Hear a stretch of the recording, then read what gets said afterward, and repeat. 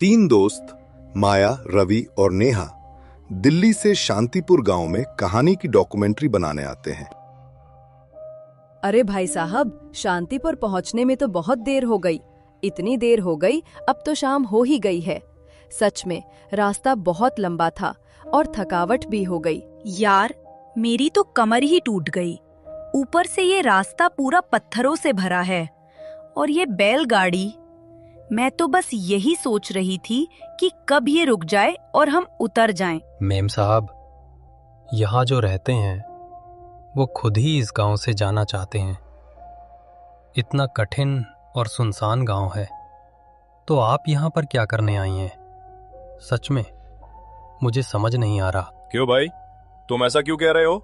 हम तो लेखक हैं, अलग अलग गांव जाकर डॉक्यूमेंट्री बनाते हैं।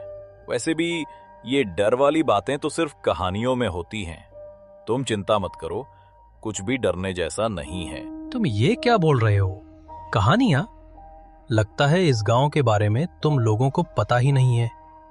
चलो छोड़ो, अब मैं चलता हूँ। सच में यहाँ रहना आसान नहीं है। ये बोलकर अंधेरा होने के डर से बैलगाड़ी वाला वहां से चला जाता है। जब वो गांव में दाखिल हुए तो गांव के कुछ लोग थे, वो उन लोगों को देखकर आपस में बातें कर रहे थे, जैसे कोई मेहमान आने की उनको खुशी से ज्यादा डर हो गया हो। वाह यार, देखो ये जगह कितनी अलग है। ऐसा लग रहा है जैसे हम किसी पुरानी किताब के पन्नों में घुस गए हों। शांतिपुर, नाम ही कितना सुंदर है। मुझे लगता है यहाँ की कहानियाँ कमाल की होंगी। घर जाकर इन पर कुछ लिखूंगी, शायद कोई वीडियो भी बनाऊं। माया, तुझे तो हर जगह कहानियां दिखती हैं, लेकिन ये गांव, ये मुझे कुछ ठीक नहीं लग रहा। देखना, ये लोग हमें ऐसे क्यों घूर रहे हैं? और ये जंगल, रात को अगर कुछ हुआ तो? मैं तो कहता हूं वापस चलें। दिल्ली में कितने अच्छे अच्छे कैफे हैं, वहां बैठकर चाय पिएंगे। रवि, तू हर बार डरने लगता है। माया, मैंने तुम्हें पहले बताया था ना, इस गांव के बारे में कुछ रिसर्च की थी। यहाँ का वो पुराना मंदिर, वो कोई साधारण जगह नहीं है। लोग कहते हैं वहाँ एक दर्पण है जो कुछ अजीब करता है। नेहा, तू भी शुरू हो गई? दर्पण वर्पण की कहानियाँ? अरे, मैं तो बस यहाँ की लोक कथाएं सुनने आई हूँ। अगर कुछ इंटरेस्टिंग मिला तो घर जाकर शायद इस पर कोई स्टोरी बनाऊं, लेकिन अभी तो बस मजे लेने हैं। चलो गांव में घुसते हैं, कोई मिलेगा तो उससे मंदिर का रास्ता पूछ लेंगे। माया, तुझे मजा लग रहा है, लेकिन मुझे तो ये जगह डरावनी लग रही है। बैलगाड़ी वाला भी बोला था कि ज्यादा देर यहाँ मत रुकना। कुछ तो गड़बड़ है इस गांव में। रवि, शांत हो जा। माया, हमें सावधान रहना होगा। मैंने पुराने रिकॉर्ड्स में पढ़ा है कि यहाँ सैकड़ों साल पहले एक यज्ञ हुआ था जो गलत हो गया। उस दर्पण का उससे कोई कनेक्शन है। लोग कहते हैं वो दर्पण सिर्फ चेहरा नहीं दिखाता, वो कुछ और भी दिखाता है। वाह नेहा, अब तो और मजा आ रहा है। अगर ऐसा कोई दर्पण है तो हमें जरूर देखना चाहिए। चलो पहले गांव में कोई ठिकाना ढूंढते हैं, फिर मंदिर चलेंगे।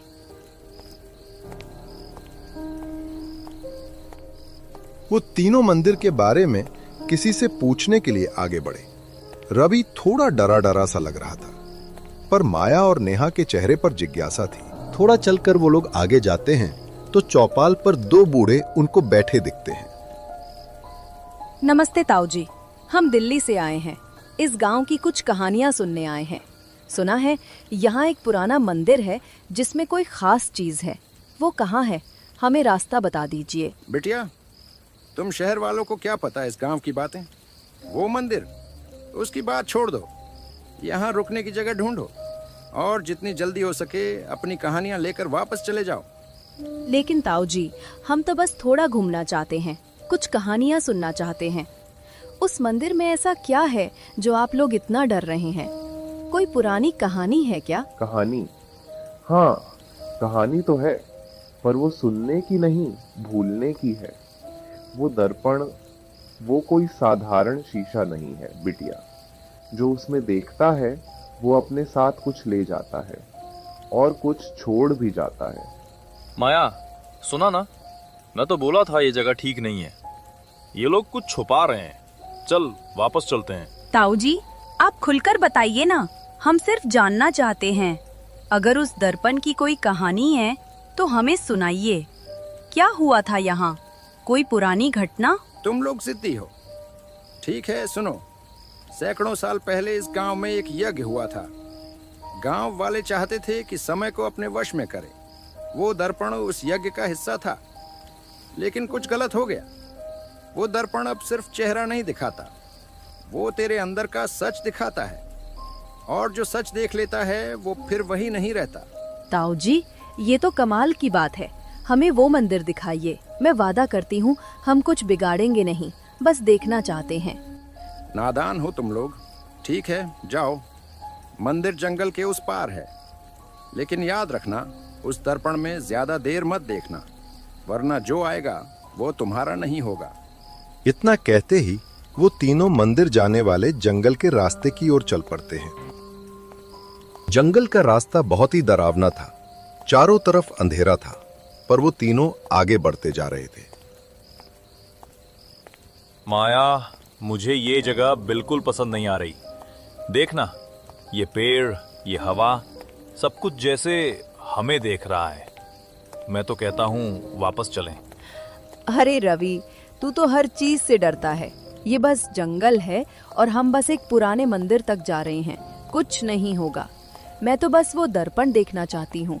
अगर कुछ इंटरेस्टिंग मिला तो घर जाकर इस पर कुछ लिखूंगी। माया, तुझे सिर्फ अपनी कहानियों की पड़ी है। अगर हम यहाँ फंस गए या कोई भूत भूत निकल आया तो क्या करेगी? मैं तो बता रहा हूँ, ये जगह ठीक नहीं है। माया रवि शायद सही कह रहा है। हमें सावधान रहना होगा। अगर वो दर्पण सचमुच समय से जुड़ा है तो ये कोई मजाक नहीं है। मैंने किताबों में पढ़ा है कि कुछ प्राचीन वस्तुएं वो इंसान की आत्मा से खेल सकती हैं। कुछ देर चलने के बाद वो मंदिर तक पहुंच जाते हैं। यार, ये तो कमाल है। देखो कितना पुराना है ये दर्पण, लेकिन इसमें कुछ तो है, जैसे ये हमें बुला रहा हो। माया, तू पास मत जा। मुझे तो ये शीशा देखकर ही डर लग रहा है। तूने सुना नहीं ताऊ जी ने क्या कहा? इसमें मत देखना। माया, रवि सही कह रहा है। ये कोई साधारण दर्पण नहीं है। देख, इसकी नक्काशियाँ, ये वही प्रतीक हैं जो बाहर थे। और ये धूल, इतने सालों बाद भी ये दर्पण इतना साफ क्यों है? नेहा, तू ज्यादा सोच रही है। मैं बस इसे करीब से देखना चाहती हूँ। अगर ये इतना खास है तो घर जाकर इसकी कहानी लिखूंगी। सोच कितना मजा आएगा। माया, मैं तुझे बता रहा हूँ, ये ठीक नहीं है। मुझे लग रहा है कोई हमें देख रहा है। ये जगह, ये दर्पण कुछ गलत है। माया उस दर्पण की तरफ मुड़कर देखती है। पहले तो उसे कुछ अजीब नहीं दिखता, पर जैसे ही ध्यान से देखती है वैसे ही उसे उसके जैसी एक छवि दिखाई देती है, जिसकी आंखें लाल थी। ये देखकर माया एकदम से घबरा जाती है। ये क्या था? रवि, नेहा, तुमने देखा? वो मेरा चेहरा, वो मैं नहीं थी। माया, मैंने तुझे कहा था ये दर्पण ठीक नहीं है। चल अभी निकलते हैं। वो तीनों मंदिर से भागकर गांव की ओर चलते हैं। गांव पहुंचकर वो मेहमान घर की ओर जाते हैं तो वहां एक बूढ़ी चाची दिखती है, जो मेहमान घर की मुखिया भी थी। काकी, हमें आज रात के लिए रुकना है। क्या हम यहाँ रुक सकते हैं? गांव में काका ने बोला था कि मेहमान यहाँ रुकते हैं। हाँ हाँ बिल्कुल, ये मेहमान घर मेहमानों के लिए ही है। रात को बाहर रुकना सही नहीं है। इस गांव की दीवारें भी कुछ ना कुछ कहती हैं। रात को बिल्कुल बाहर मत निकलना। माया, मैं तुमसे कब से कह रहा था ये जगह ठीक नहीं है। हम सुबह होते ही दिल्ली के लिए रवाना हो जाएंगे। मुझे नहीं लिखनी कोई कहानी। जान है तो जहान है। हाँ माया रवि, बिल्कुल सही कह रहा है। वो मंदिर कुछ अजीब था। गांव के लोग भी कुछ अजीब से हैं, जैसे मानो ये लोग अपने काबू में नहीं, इनको कोई चला रहा हो। हाँ, अब तो मुझे भी लगने लगा है कि शायद हमने इस गांव में आकर गलती कर दी। यहाँ कुछ भी ठीक नहीं लग रहा। और उस आईने में मेरी तरह दिखने वाली लाल आंखों वाली परछाई मैं तो भूल ही नहीं पा रही। चलो कोई बात नहीं, अब हम क्या कर सकते हैं? हम तीनों आज रात सोएंगे नहीं। मुझे तो वैसे भी डर लग रहा है। नींद का नामो निशान नहीं है। मैं तो सोच रही हूँ कब सुबह हो और हम यहाँ से जाए। हे भगवान, हमारी रक्षा करना। माया खिड़की के बाहर देखती है।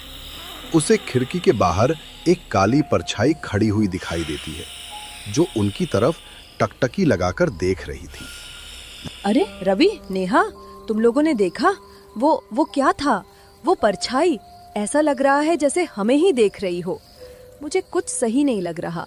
वो परछाई, वो आईना, ये मेरा वहम है या सच्चाई? मैं तो कहता हूँ यहाँ जान गंवाने से अच्छा है हम अभी यहाँ से भाग चलते हैं। वैसे भी सुबह तक रुकना पता नहीं सही रहेगा या नहीं।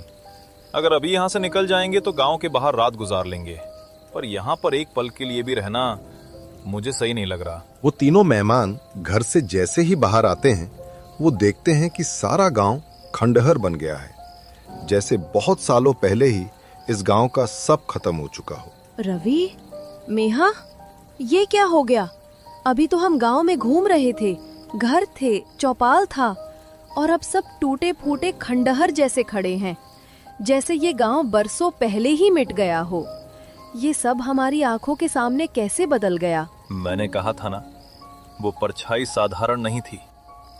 इस गांव की हवा, ये रास्ते, ये टूटी दीवारें, सब किसी अदृश्य शक्ति के बंधन में हैं। शायद हम उसी के माया जाल में फंस गए हैं। ये जगह अब सिर्फ खंडहर नहीं, एक श्राप है। हमें निकलना होगा। प्लीज, यहाँ रहना मौत को बुलाने जैसा है। लेकिन अगर ये सचमुच किसी के वश में है तो हम कहाँ भागेंगे? रास्ता बाहर की तरफ ले जाना चाहिए था, पर देखो हम फिर यहीं लौट आए हैं। हम कितनी भी दूर निकल जाएं, ये श्राप हमें छोड़ता ही नहीं। ये गांव हमें बार बार वहीं खींच लाता है। अब हमें उसी जगह लौटना होगा जहाँ से सब शुरू हुआ था, उस मंदिर में। हाँ, असली जड़ वही है। उस आईने के बिना ये माया जाल टिक ही नहीं सकता। हमें डरना नहीं है, आज ये खेल खत्म करना ही होगा। ये बोलते ही वो तीनों मंदिर की ओर चल पड़ते हैं। मंदिर के बाहर पहुंचते ही वो लोग घबरा जाते हैं। वो देखते हैं वो ही चौपाल पर बैठे लोग और मेहमान घर की मुखिया वहां बुत बनकर खड़े हुए हैं। ये वही लोग थे, पर कैसे? वे तो जिंदा थे, हंस रहे थे, बात कर रहे थे। अब ये पत्थर बन गए हैं, जैसे किसी ने उनकी रूहें यहाँ जकड़ दी हों। हमें क्या हुआ है रवि? क्या हम भी यही होने वाले हैं? कोई चाल है, ये सिर्फ इत्तेफाक नहीं। अगर ये लोग यहाँ इस तरह जमे हुए हैं तो इसका मतलब है ये स्थान या वो आईना और भी गहरा जाल बुनता है। हमें अंदर जाकर सब कुछ खत्म करना होगा। अब पीछे हटना ठीक नहीं। मुझे लग रहा है जैसे उनकी आंखों में हमारी ही परछाई बैठी हो, पर मैं डरकर यहाँ खड़ी नहीं रह सकती। अगर यही लोग इस जगह के बंधक हैं तो हमें उनकी आवाज को रोशन करके आईना तोड़कर इन्हें आजाद करना होगा, भले ही इसके लिए हमें खुद को दांव पर लगाना पड़े। हाँ बिल्कुल, तुम लोग सही कह रहे हो। हमें डरना नहीं है, हमें हिम्मत से काम लेना है। उस आईने को तोड़कर हमें इस माया जाल से बाहर निकलना है। वो वापस उस कमरे में जब आते हैं तो वो शीशा पहले की तरह ही शांत था, पर एकदम से उस शीशे में वो परछाई दिखी और बोलने लगी। आजा माया, तेरा स्थान मेरा इंतजार कर रहा है। आकर मेरी दुनिया में समा जा। वही शांति है, वही मुक्ति। सारी पीड़ा खत्म हो जाएगी। बस एक कदम। मैं तुम्हारी शांति नहीं चाहती। तूने कितनों की हंसी छीन ली, कितने घर उजड़ दिए। मैं खुद को तेरे जाल में नहीं दे सकती। अब बस, किसी ने भी हमारी रूहें छीननी शुरू की तो मैं इन्हें दांव पर लगा दूंगा। मिलकर यही आईना तोड़ देते हैं। तू ही तो है माया, आकर मेरे साथ रह जा। तेरे जाने से ये सब और सुंदर बन जाएगा। रवि और माया शीशे को तोड़ने के लिए पत्थर मारना शुरू कर देते हैं। रवि, रुको, ये साधारण शीशा नहीं है। इसकी बनी रचना को सीधे हथौड़े से भी नहीं तोड़ा जा सकता, तो ये पत्थर इसका कुछ भी नहीं बिगाड़ पाएंगे। मुझे वो लाइन याद आ रही है जो मैंने उस पुरानी किताब में पढ़ी थी। एक मंत्र था जिससे उसका माया जाल खत्म किया जा सकता है। टूट जा शीशा, भस्म हो जा, छोड़ दे छाया, छोड़ दे बंधन, ज्वल उठ, अंधकार को जलाकर मिटा दे, मुक्त कर दे इस मंदिर की आत्माएं, अब इन्हें बंद ना। मंत्र पढ़ने के बाद वो शीशा जलने लगता है। शीशा जलते ही उस छाया का माया जाल खत्म हो जाता है और उन तीनों के ऊपर से माया का जाल हट जाता है।